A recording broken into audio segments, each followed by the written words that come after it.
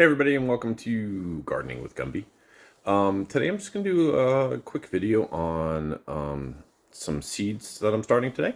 I generally grow everything from seed just because I have the time and I find it very, very satisfying. So let me spin you around here. Okay, so what I've got is a tray. Sorry. Is a tray.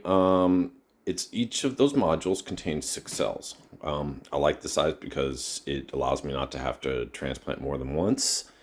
And as you can see, it's in a sort of a standard tray.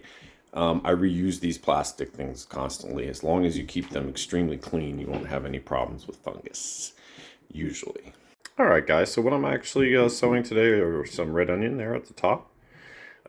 Some French breakfast radish, which I really love, nice small radishes. Some chives, just because I love onions of all sorts.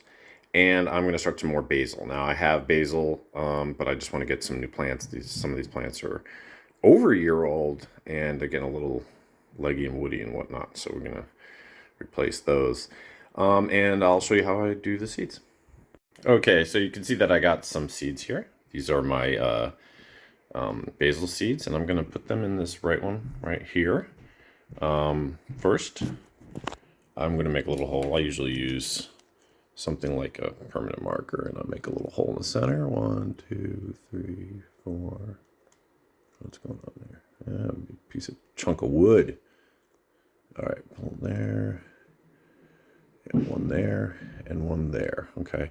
Now, I'm not a big fan of oversowing seeds. You know, I'll put one seed in each one of these, just because I find it kind of silly to waste seeds. So what I'm going to do, is take one of these seeds, and I will plop it in right there. And kind of close it up. There we go. And I basically just do this with all of my seeds. Same idea. Okay, guys, so I've already got my seeds sown. I just pinch them together. I generally do it about 1/8 of an inch, unless they say specifically to be on the surface or something like that. I found that works for pretty much everything. So now that this is in, I'm going to take a teapot basically, and because it has such a gentle stream and it's accurate, you can avoid knocking your seeds around when you first water. So just gently water. There we go. Yeah. It's a new seed start mix that I'm using, so I'm not really don't know about it. Let's see, right? I do not make my own seed starting mix. I don't really suggest it. It's too much trouble for what it's worth. But I do make all my other soils, right?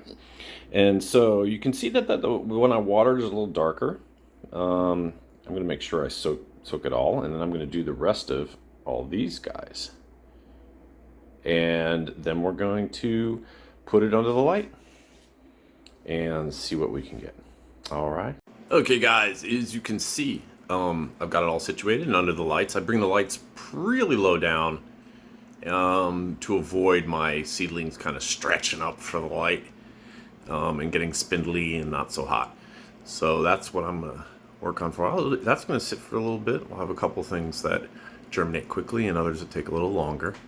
You can also say I put my fan on, and I do that as sort of antifungal measure. It helps me dry out my stuff. So kind of an important thing with seed starting as well, to help make sure you're not keeping that stuff too moist. We can get mold and algae and such as that. I just watered overhead, and from now on I'm going to be just spraying with a spray bottle, just water, to keep the top of this mix moist, but you definitely don't want the whole thing waterlogged. And that is pretty much all I have for today. I'd really like to thank you guys for watching. Like, comment, subscribe, sir. Thank you very much. Bye.